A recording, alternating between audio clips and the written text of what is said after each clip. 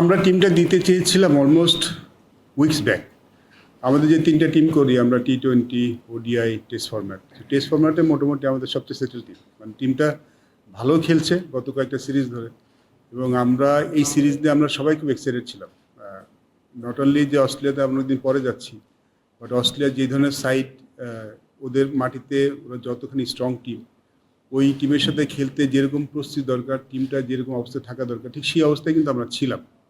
So সেখান থেকে যখন আমাদের সেটব্যাকগুলি আসছে, specially due to injury, it was really challenging. আমাদের একদম শেষ মুহূর্ত পর্যন্ত ওয়েট করতে হচ্ছে। আমরা শেষ মুহূর্তে ওয়েট করেছি বারবার।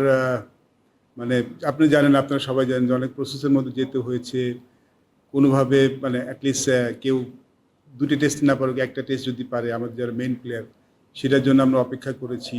বাট স্পোর্টসে যেটা হয়, সবসময় আপনি আপনার সবাইকে পাবেন না, বেস্ট প্লেয়ার আপনি সবাইকে পাবেন না। আপনি যেটা পরিকল্পনা করবেন হয়তো ট্যুরের আগে আপনার সেটা হয়তো হবে না। সো আমাদের জন্য শুধু দুর্ভাগ্যজনক না, কিছুটা হতাশারও ছিল, but it is what it is. আমাদের হাত, মানে আমাদের বেস্ট পসিবল টিম যেটা কারেন্ট সিচুয়েশন থাকে সেটা নিয়ে আমাদের যেতে হবে। সো ইনজুরি কনসার্ন তো থাকেই, ইনজুরি হলে তো আসলে আপনার কিছু করার নেই, সেটা নিয়ে আপনার আসলে আমি বেশি চিন্তা এখন আর করতে চাই না, যেহেতু আমরা টিমটা দিয়ে দিয়েছি আমাদের বেস্ট পসিবল সাইড যারা অ্যাভেলেবেল আছেন তাদেরকে নিয়ে, এবং আমি আশাবাদী এই দলটা নিয়েই আমরা আশা করি অস্ট্রেলিয়াতে ভালো খেলতে পারবো। Not really. আপনি যদি আমাদের যদি প্ল্যানটা একটু ব্যাখ্যা করি আপনাকে, জাকির আলী কিন্তু টেস্ট ম্যাচ যখন খেলছিল খারাপ খেলছিলেন না।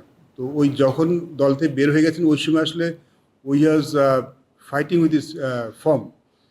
তখন আমরা জাকির আলীকে বের করেছি যে we want him to back again. এবং ওই সময় আমাদের যে খেলাগুলি ছিল, হাই পারফরমেন্স যে খেলাগুলি ছিল, আপনি জানেন সামনে একটা এ দলের সফর হচ্ছে বাংলাদেশের, আমাদের বেশ কিছু খেলা আছে। তো আমাদেরই ছিল যে ও এই খেলাগুলি খেলে আবার ফিরে আসুক, বিকজ ওর মেন্টাল স্টেটও খুব একটা ভালো ছিল না ওই সময়, মানে ডিভাস্টেটেড ছিল। সো আমরা ওকে যেই কাজটা দিয়েছিলাম ওই কাজটাও খুব ভালো মতো করেছে।